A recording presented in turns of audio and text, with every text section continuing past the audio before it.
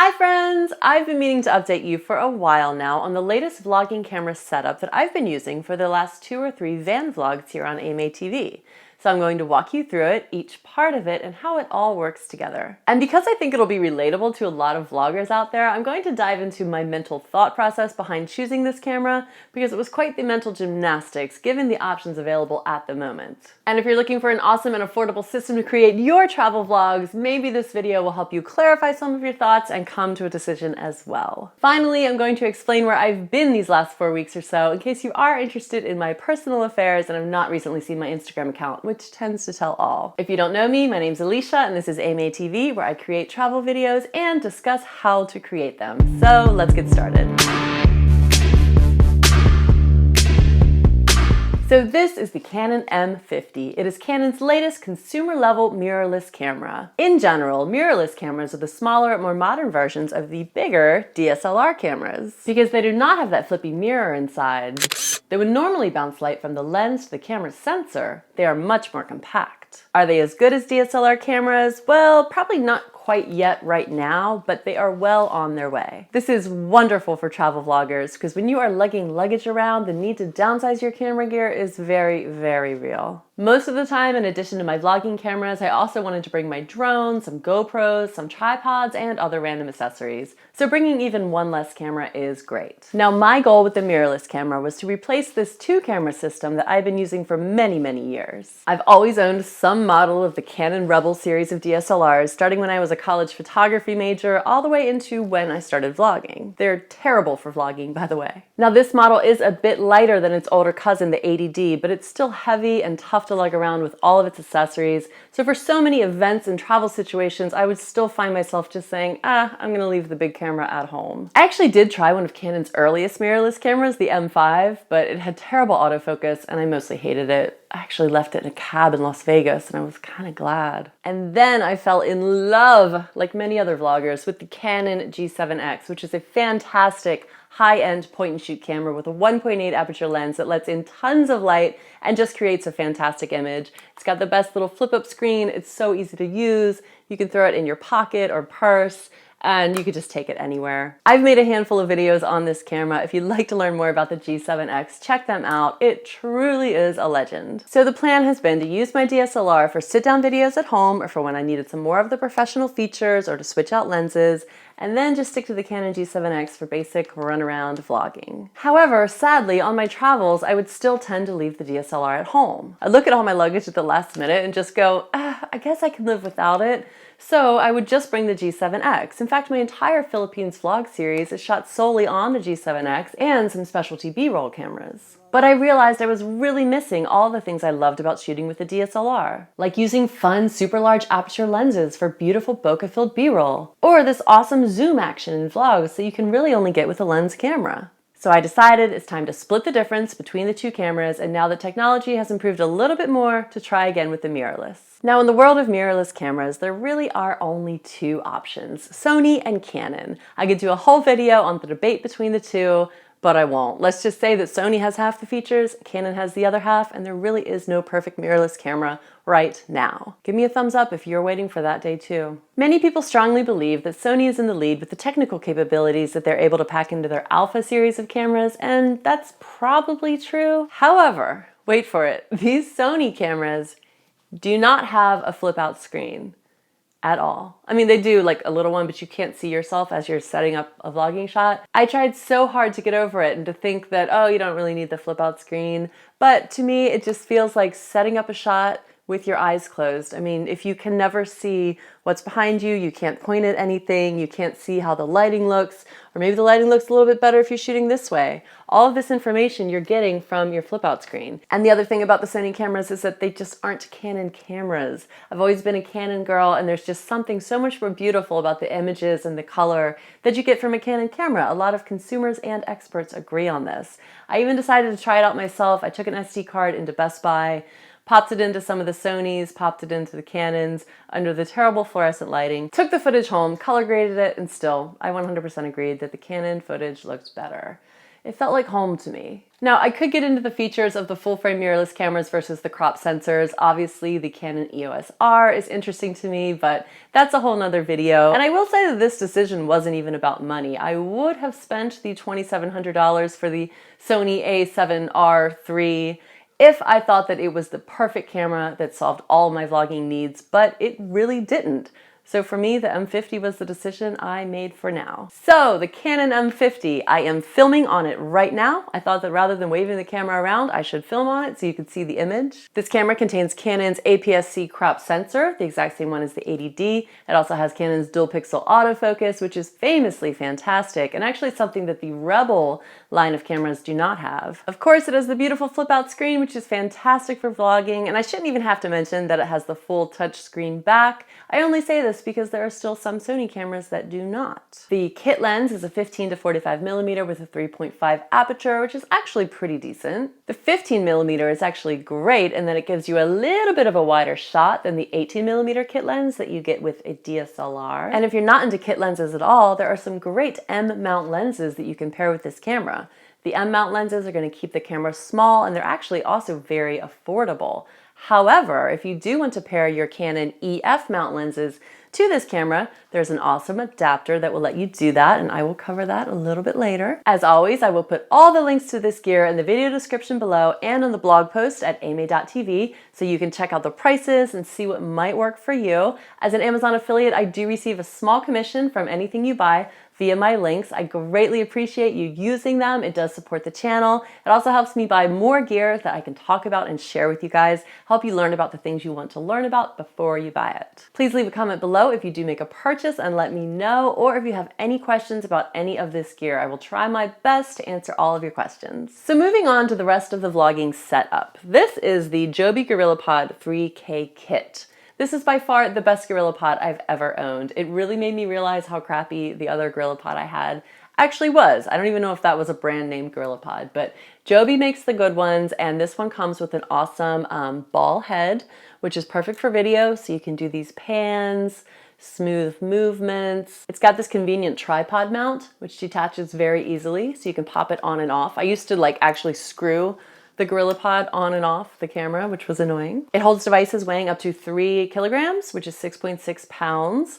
The legs are very, very strong and can wrap around all sorts of things to stabilize your shot. You never know when you're gonna need to do that. And of course, it makes a nice, sturdy tabletop tripod.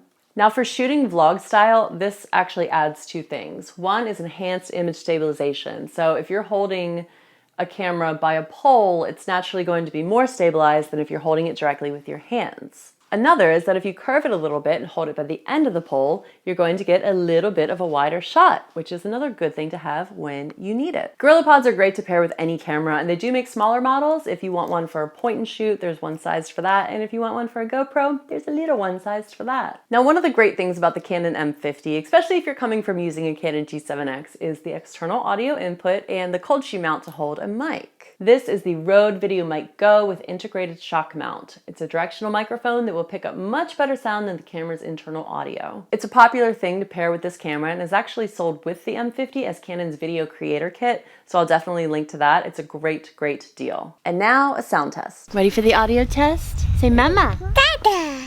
What about cup? Cup. What about ball? Ball. Mic check. Avocado. Well, this is with the Rode mic. All right, now let's get some words out of her without the Rode mic. Car?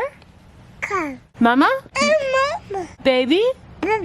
Baby. Okay, so that's without the Rode mic. It really makes the most difference when there's a lot of background noise, but you should be able to hear a little bit of a difference now, especially if you put headphones in. Isn't she precious? Now, since the M50 system is smaller, the battery's going to be smaller, so it's going to pack less punch. I do recommend having at least one backup battery. I say buy the Canon brand. I think they work better than the generic brands on Amazon. They're a little bit more expensive, but definitely worth it when you need it. Another accessory that I immediately paired with this camera is the adapter that will allow you to mount your Canon EF lenses to the M mount, so your DSLR lenses you can use, which is exciting. This adapter is made by Comlight, which is a third party. Canon does make their version of the adapter, but it's quadruple the price, and Comlight had good reviews, so I decided to give it a try, and it has worked well for me so far. One of my favorite lenses to show viewers, because it's just so cool and so affordable, and such a good idea with this camera, is the 1.8 fixed 50mm lens. This is also known as the Nifty 50, and while it's certainly not a versatile lens, it's amazing at capturing portraits or close-up shots with that nice blurry background. Or a beautiful rack focus, thanks to the camera's touchscreen. I don't pull rack focus manually. Some people do.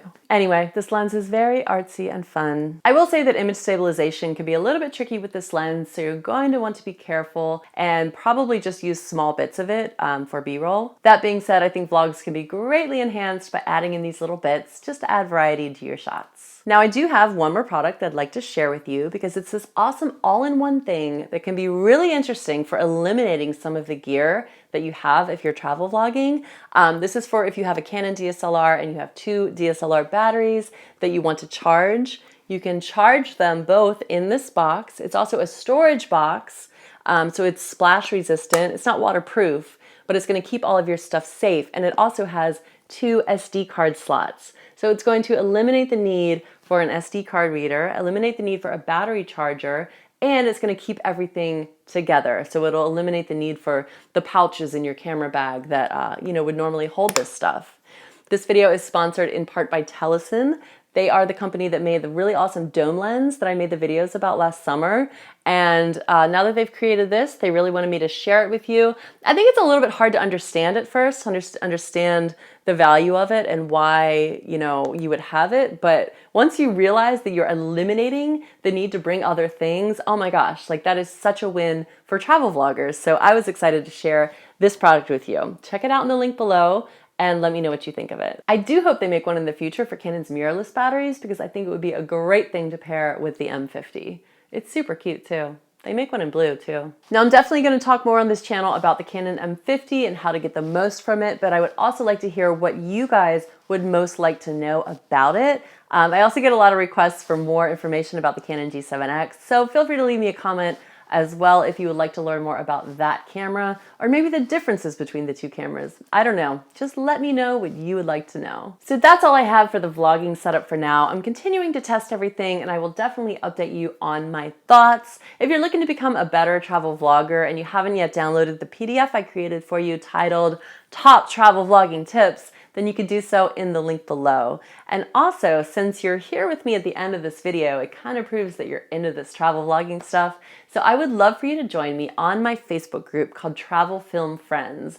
It's a place where we can all talk about our adventures in travel filmmaking. We can discuss the latest revelations in gear, including mirrorless cameras, and we can even talk about the destinations that we would like to film. So I would love to see you guys over there. Leave me a comment and let me know that you'll be over there. And as promised, where I've been. So I haven't been producing a lot of content this past month because I was very busy wrapping up details on this event that I've been planning for a very long time now, which was very important to me, which was my wedding. So some of you know the story, some of you don't, but I am a Navy wife and my husband and I got married a year and a half ago when he was living overseas. So he flew back to San Diego, we quickly got married. He was on a plane back to Bahrain that morning. So after that, we moved cross country when he came back. I had sweet little Ella Bear, of course, and the wedding just kind of got put off. But I made sure that it happened. And as an artist, I wanted to make all of this stuff and do all this stuff and make it like really an expression of just like my style, I guess. So I was doing all this stuff from Pinterest and very DIY wedding. It was small, but it was, fairly elaborate. There's definitely lots of pictures on Instagram if you'd like to see them. One of the most exciting parts about the wedding was being able to hire a photographer and videographer and just like have them filming everything. So I was so excited with the images I got, from this photographer. Her name was Bree. You can see them on my Instagram. And then the video, I struck a deal with this videographer to just shoot it and then hand over the footage, which they don't normally do, but I was like, I'm an editor, I'm gonna edit it. So it's definitely gonna be this passion project of mine, and I'm really excited about it because it's going to be challenging because everything is shot in log format, which is this super flat color profile, which allows you to do a lot more with the color grading. I really love color grading, but I've never worked with log.